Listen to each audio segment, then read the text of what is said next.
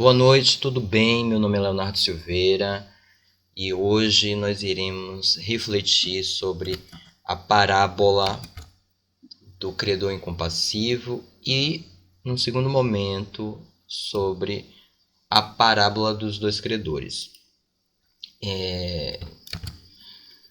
Enfim, o método, a didática que o Cristo utilizava para poder passar os princípios crísticos, passar os princípios de religação com a divindade, passar os princípios éticos, para estimular que os humanos do planeta conseguissem vislumbrar relações mais pautadas no respeito, na cooperação, no amor, que na subjugação, que no domínio, que na violência, elas eram sempre ambientadas dentro de um contexto muito cotidiano daqueles espíritos encarnados. A cultura oriental, ela usava com frequência esse recurso, o recurso da parábola, onde você, para falar de coisas mais abstratas, mais sutis, mais complexas, se utiliza de um cenário muito cotidiano, a partir do qual as pessoas conseguem estabelecer relações, porque conhecem, vivem imersas naquele contexto vivencial, naquele contexto social, naquele contexto cultural. E a gente pode perceber, por exemplo, a utilização de vários elementos típicos daquela região, daquele contexto cultural e daquela época, como metáforas para se falar da condição espiritual, da condição da religação com Deus. Então, o reino dos céus, para poder falar do mundo da espiritualidade, porque naquela época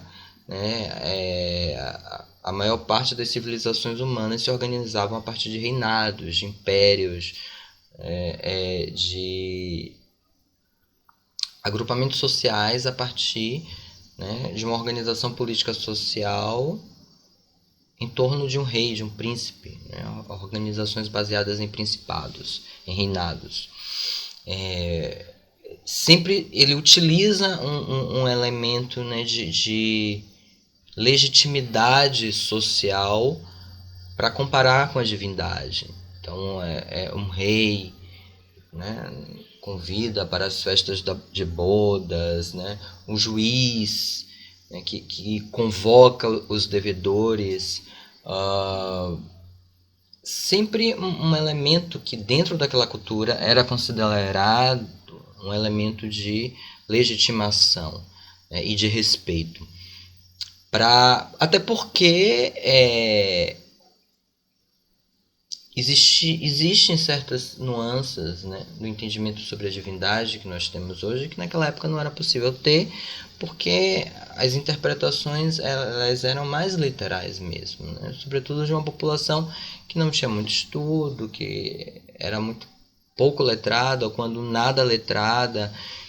Então ele precisava realmente lançar recursos de imagens muito didáticas, onde as pessoas pudessem entrar nesse código de linguagem, elas pudessem interpretar e elas pudessem trazer para a sua experiência vivencial, estabelecer relações muito claras para as suas relações.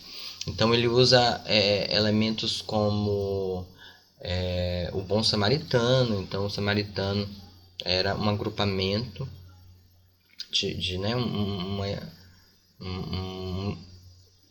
homens que viviam dentro de uma subcultura ali, porque todos eles faziam parte da cultura semita, mas os samaritanos eram tipo um agrupamento descendente de uma outra tribo, que tinha hábitos mais específicos, que os hebreus não concordavam com todos os hábitos, com todas as formas de religação religiosa daquele povo. Os samaritanos eram tidos como povos pelos hebreus ortodoxos como povos menores, dignos de menos respeito, e Cristo utiliza justamente o samaritano como elemento representativo do homem caridoso. Para dizer, olha, a caridade ela não está atrelada à tribo a qual você pertence, né? A linhagem biológica, a linhagem étnica, ela está vinculada ao seu bom coração, à sua capacidade de olhar o próximo com o mesmo cuidado que você gostaria que te olhassem. E é claro, naquela época não existia, né, todo esse patrimônio simbólico e o que existia, assim, mais sofisticado, não estava à disposição daquela população. Então Cristo precisava utilizar de uma linguagem bem mais simples, bem mais direta, até para atingir a maior parte da população. Então a gente convém olhar sempre as metáforas que as parábolas trazem e não interpretá-las de uma forma tão literal, né, de buscar, né, o tutano das histórias, das narrativas que Cristo traz para poder falar dos princípios crísticos, dos princípios humanos de uma melhor conexão com a divindade, de uma melhor relação com o outro. Então vamos começar pela primeira parábola. Então, a parábola do credor incompassivo. Está em Mateus, capítulo 18. Então Pedro, aproximando-se, lhe perguntou: Senhor, quantas vezes pecará meu irmão contra mim? Que hei de perdoar? Será até 7 vezes? Respondeu-lhe Jesus: Não te digo que até 7 vezes, mas até 70 vezes 7. Por isso o reino dos céus é semelhante a um rei. Olha, o reino dos céus é semelhante a um rei. Não quer dizer que Deus ele vai agir como um rei terreno, mas ele é semelhante a um rei.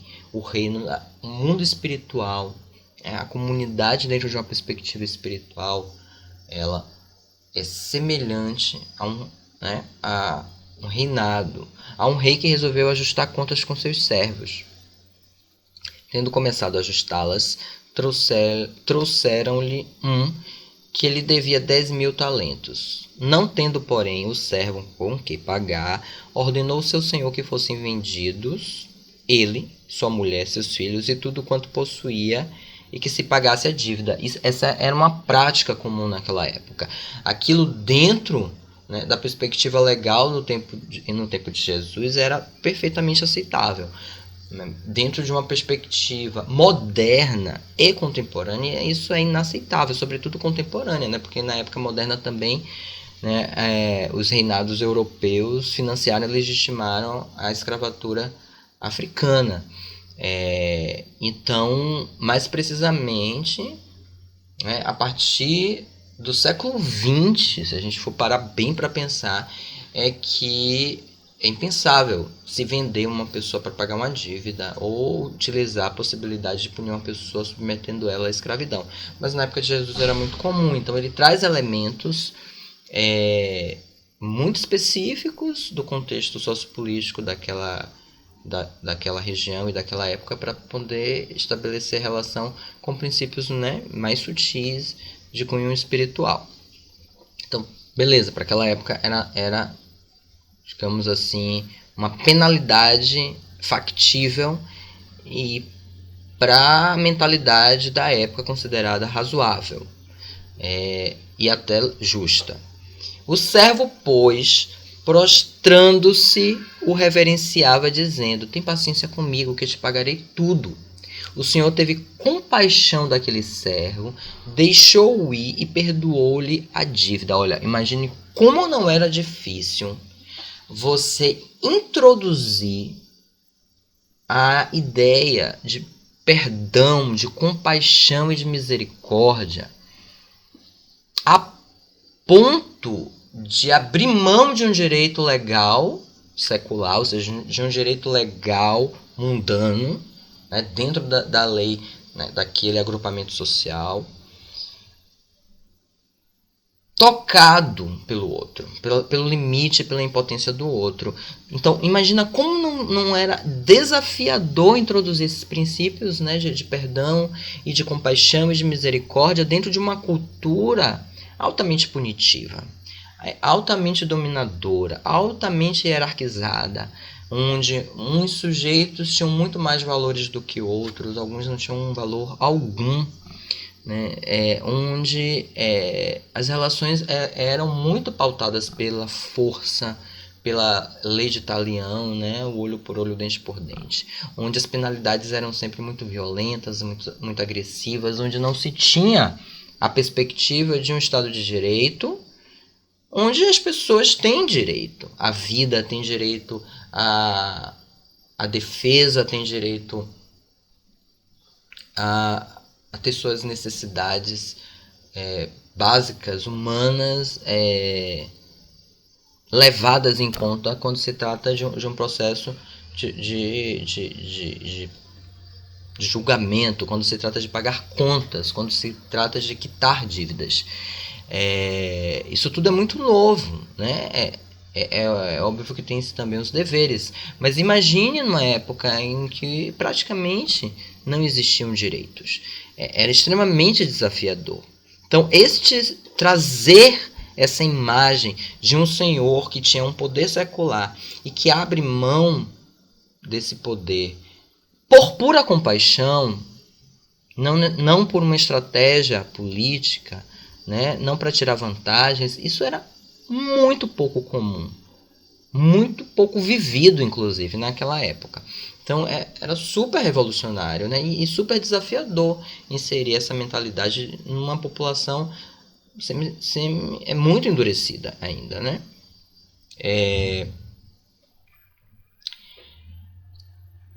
Então, o Senhor teve compaixão daquele servo, deixou-o ir e perdoou-lhe a dívida.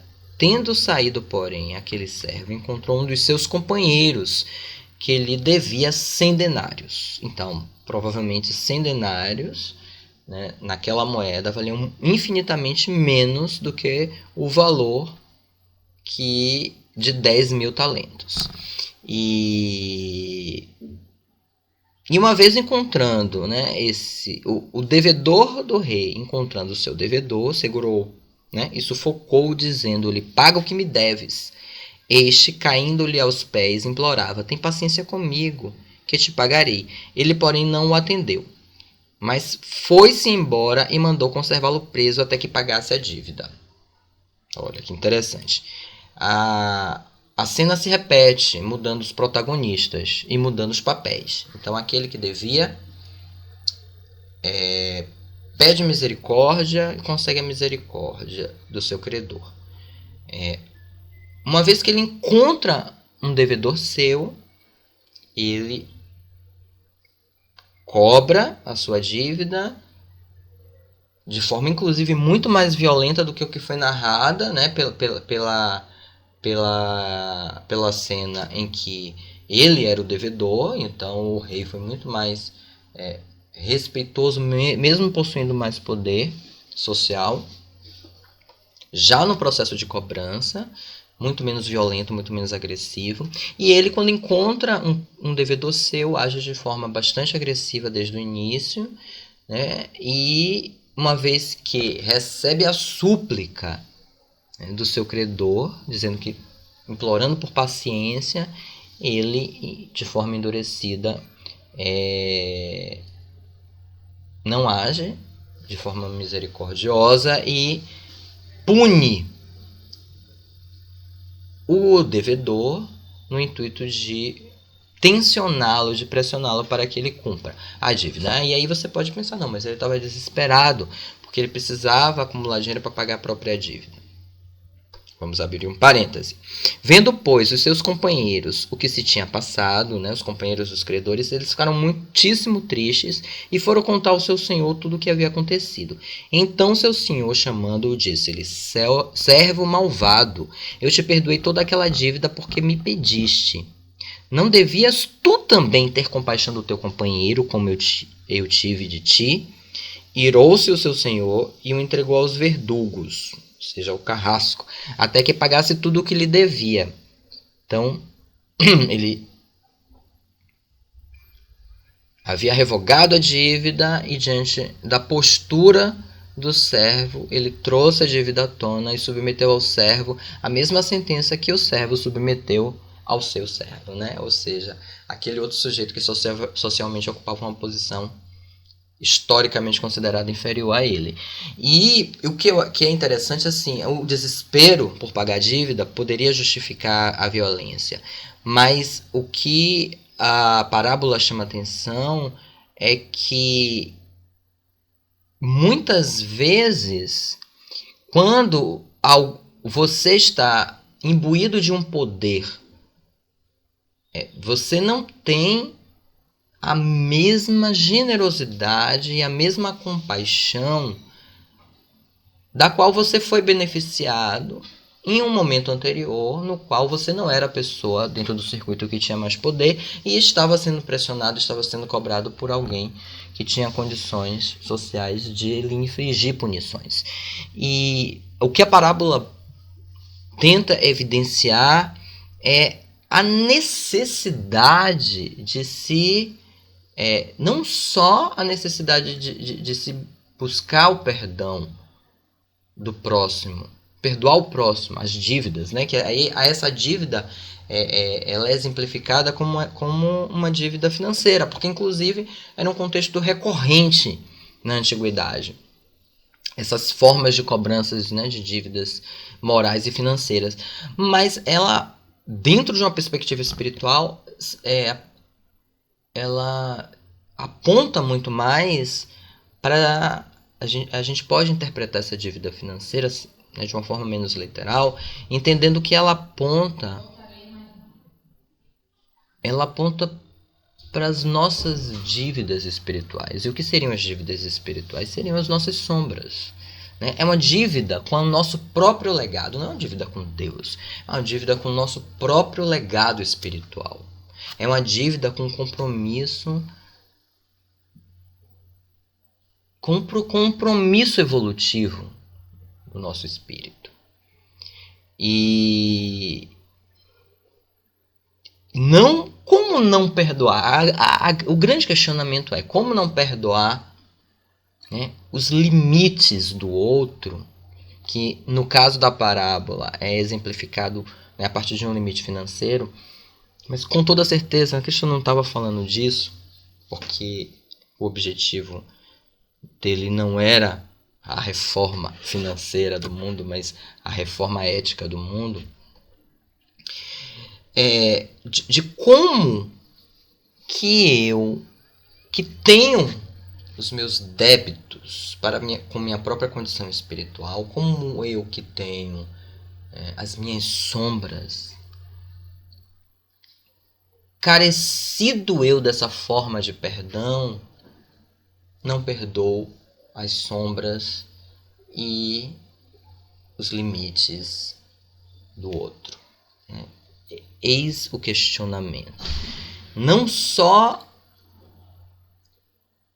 evidenciando a necessidade de inserir o perdão nas relações humanas como forma de tornar essas relações menos violentas, menos punitivas, menos agressivas, mas como forma de nos chamar a atenção do quão nós somos, mas sobretudo como forma de nos chamar a atenção de o quão nós somos incoerentes, porque nós não oferecemos ao outro aquilo que a gente não só gostaria de que tivesse sido oferecido pra gente, como também muitas vezes nós somos beneficiados e nos negamos a beneficiar o outro daquela mesma substância. Nós somos carecidos e muitas vezes somos saciados na nossa necessidade, né, de perdão das nossas sombras, de relevar as nossas sombras, né, de não nos punir pelas nossas sombras, né, dessa necessidade de não ser punido pelas nossas sombras. Mas quando somos nós que estamos no lugar daquele que tem o poder de absolver ou punir, nós não contamos conversa e punimos, sentencionamos. Isso é visto diariamente, isso é visto constantemente, não nas nossas relações, isso é visto constantemente na TV, quando as pessoas muito antes de serem julgadas formalmente, já são julgadas pela opinião pública, sem se saber se aquilo foi apurado, se aquelas evidências não foram plantadas. E nós realmente somos muito mais tolerantes com os nossos limites do que com os limites do outro. Essencialmente, essa parábola vem nos chacoalhar para que percebamos a utilidade do perdão, a necessidade e a utilidade do perdão nas nossas relações, e para que nós possamos entender a necessidade de coerência que é você oferecer ao outro os benefícios que você também necessita, e que muitas vezes você é beneficiado e não se digna a beneficiar o outro, né? Porque aí já não é só uma dificuldade de perdoar, mas é também uma dificuldade de estabelecer uma relação de coerência. A justeza está nisso, né?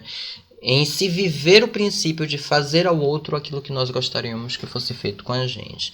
E aí tem partes que são muito elucidativas, né? Quando você percebe que o rei cobrou a dívida de forma menos agressiva do que o servo cobrou ao seu devedor, como ele foi mais misericordioso no processo de perdão dessa dívida do que o servo foi.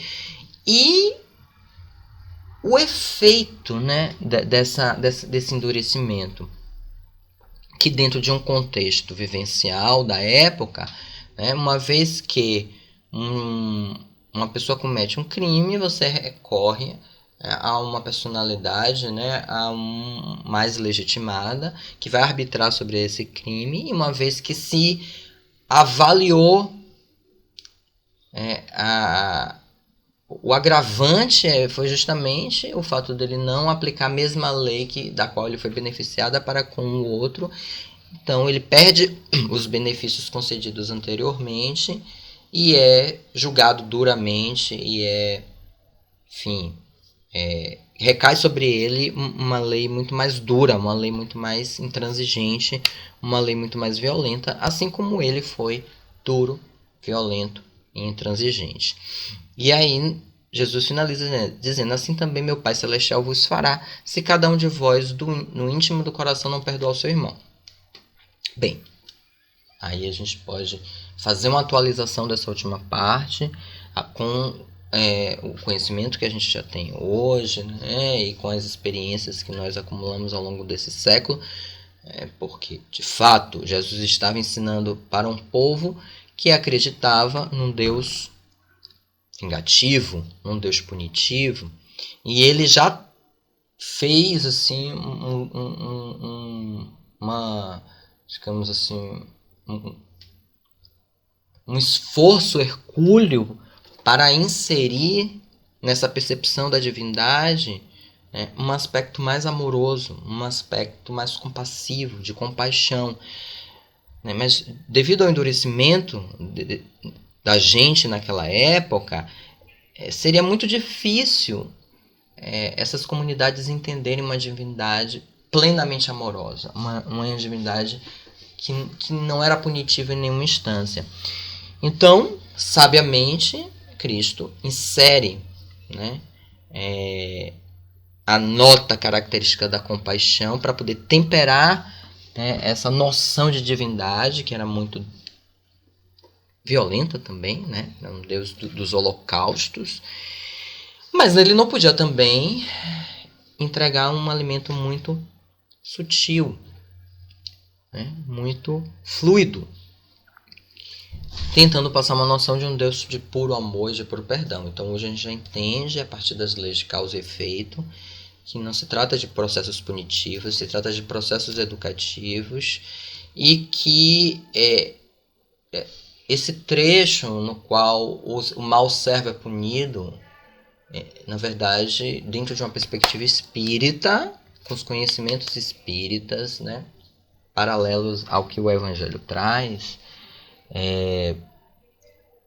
a interpretação é outra. Na verdade, efeito, ele colhe uma consequência da lei de causa e efeito, que é um elemento regulador que existe, né, nos nossos processos existenciais, para nos impulsionar, né, constantemente ao processo de aperfeiçoamento do espírito. E muitas vezes isso acontece a partir de experiências, né, desprazerosas, que a gente entende como punitivas, mas que tem por objetivo educar, reformular, reelaborar a percepção do espírito. E há momentos em que a gente planta tanto vento e termina colhendo tempestade. Por quê? Porque à medida em que deliberadamente eu planto vento, ou seja, eu planto dor, eu estou inconscientemente afirmando que eu não tenho sensibilidade nem compaixão com a dor do outro. Eu enxergo o outro como um objeto dos meus desejos, e não como um sujeito que tem também as suas necessidades. E se o meu grau de endurecimento é tão grande, muitas vezes é necessário, às vezes a compaixão do outro me sensibiliza e me torna melhor e me faz enxergar, né, a humanidade do outro. Mas como no caso do servo da parábola, quando reiteradamente a humanidade do outro não me sensibiliza, eu preciso muitas vezes passar pela experiência de ver a minha humanidade subtraída. De passar por essa experiência, né, de ser submetido a um contexto de falta de compaixão para saber o valor da compaixão. Mas isso é uma necessidade muito específica dos espíritos cuja estrutura psíquica é de provas e expiação. À medida em que o espírito vai evoluindo, não é mais necessário viver as coisas a partir desses termos. Então, a lei de causa e efeito, né? Quando a gente diz que a misericórdia divina é misericordiosa, é por isso, porque são muitos recursos que são colocados para que o processo, né, de aperfeiçoamento espiritual aconteça. A dor, a contenção são apenas alguns desses recursos. Os recursos não se resumem evolutivos à dor e à contenção. Mas muitas vezes nós plantamos, né? Porque tem também a responsabilidade. O espírito tem responsabilidade. Ele tem direitos, mas ele tem responsabilidades a partir das suas escolhas. E aí ele vai colher de acordo, né, com aquilo que ele plantou, largamente. E o desfecho da parábola, ele evidencia isso, né? De quando a gente reitera em posturas pouco saudáveis, aquilo termina virando, né, uma doença para nós mesmos. E a outra parábola é a dos devedores, né? Que é Lucas 7, 41 a 47. Um certo credor tinha 2 devedores. Um devia-lhe 500 dinheiros e o outro 50. E não tendo eles com que pagar, perdoou-lhes a ambos. Dize, pois, qual deles o amará mais? E Simão, respondendo, disse: Tenho para mim que é aquele a quem mais perdoou. E ele lhe disse, né, Jesus: Julgaste bem. E voltando-se para a mulher, que era uma mulher considerada de má índole, disse a Simão. Simão era um fariseu que havia recebido Jesus em sua casa para um almoço, mas não o tratou como normalmente se tratava os convidados benquistos, né, com as deferências da época que simbolizavam cuidado, respeito, né? Então ele foi, digamos, indelicado, grosso, né, com Cristo. E aí Cristo complementa: vês tu esta mulher, né, que era uma mulher considerada de má índole, ou seja, Simão se colocava numa condição, né, de superioridade, porque socialmente ele estava numa condição mais confortável. Mas essa mulher, eu entrei em tua casa e não me deste água para os pés, mas esta regou-me os pés com suas lágrimas e os enxugou com os cabelos de sua cabeça. Não me deste ósculo, mas esta, desde que entrou, não tem cessado de me beijar os pés. Não me ungiste a cabeça com óleo, mas esta ungiu-me os pés com unguento. Por isso te digo que os seus muitos pecados lhe são perdoados, porque muito amou. Mas aquele a quem pouco é perdoado, pouco ama. Enfim, também não devemos interpretar de forma literal, né? Porque quando a gente, dentro da perspectiva atual, pode parecer subserviência o que Cristo pede, né? Pode ser que a postura dessa mulher seja considerada uma postura subserviente. Mas, dentro da perspectiva da antiguidade, esses atos, né, equivaliam à forma como a gente recebe bem uma pessoa que a gente gosta. Ou seja, eram atos considerados de respeito e de amor, né? Claro, são hipérboles. Então, enxugar os pés com os cabelos, ou seja, quanto mais você ama, né, quanto mais você cuida, né, não se trata de subserviência, mas de amor, de cuidado, né, de gentileza. Mas as suas sombras são diluídas. É por isso que quem muito ama, tenha lá os pecados que tenha, ainda que sejam muitos, serão, né, perdoados, serão lavados. Né? E aquele, às vezes, que tem, né, muito menos débitos kármicos, mas é uma pessoa que não sabe amar, ela estará muito mais entravada no processo evolutivo do que aquele que teve assim débitos muito grandes, mas que em determinado momento resolve eclodir o amor. Tudo bem, ele errou muito, mas agora ele está investindo muito em reparar esses erros, em ressignificar esses erros, né?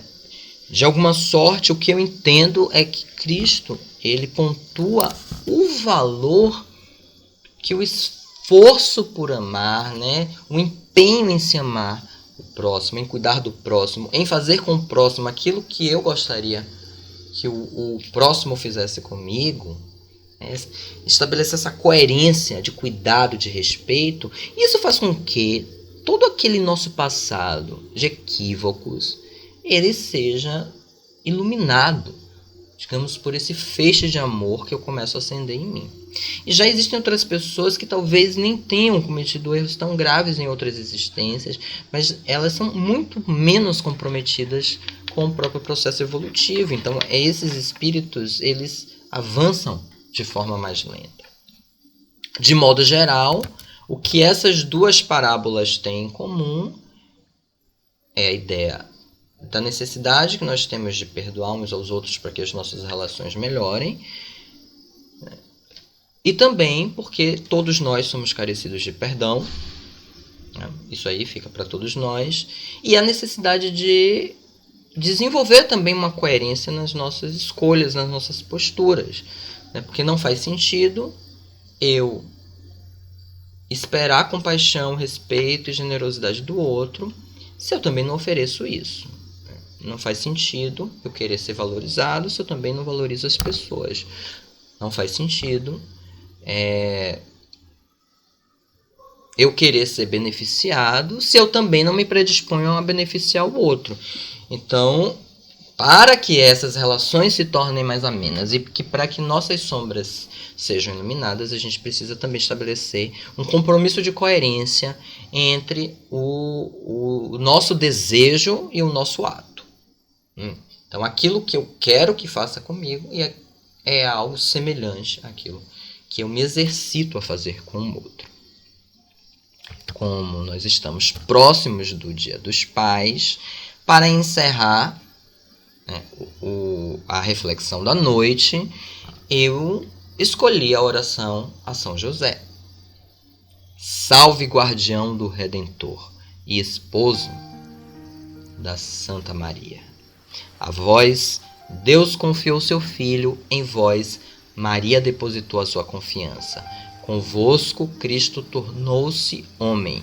Ó bem-aventurado José, mostrai-vos Pai também para nós, e guiai-nos no caminho da vida. Alcançai-nos graça, misericórdia e coragem, e defendei-nos de todo mal. Amém. Queria também fazer uma vibração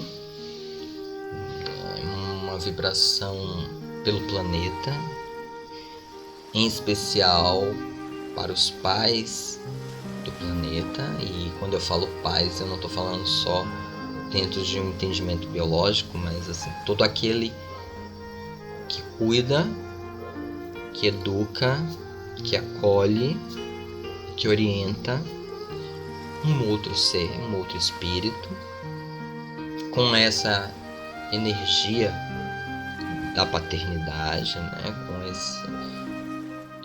A paternidade, ela representa o exercício de amor da energia masculina, independente, né, do sexo biológico e do direcionamento sexual. Eu peço uma vibração para aqueles espíritos que vibram e vivenciam essa energia. E peço porque é um compromisso exigente, é um compromisso desafiador. Portanto, somos muito carecidos dessas vibrações amorosas para que possamos ter discernimento, para que possamos ter sabedoria, para que possamos ter misericórdia, para que possamos ter firmeza quando necessário, para que possamos ter também o perdão, porque somos falíveis, né? Nesse exercício de paternidade, porque somos incompletos, porque somos ainda transpassados por nossas sombras, né? Por nossa ignorância, por nosso desamor. Então a gente carece também do perdão. Pedir uma vibração de amor, de fortalecimento para os espíritos, né, que vibram na paternidade e que exercitam e vivenciam a paternidade nas suas diversas modalidades, né, e nos diversos arranjos, mas também pedir o perdão que nós precisamos dele, né, e pedir que esse sentimento se estenda também a toda a humanidade e que esse final de semana seja um final de semana onde as famílias possam verdadeiramente vibrar no amor. E que assim seja, né? Que assim seja. E um excelente resto de semana para todos nós, um excelente final de semana. E, enfim, que o mês de agosto seja um mês abençoado para todos nós.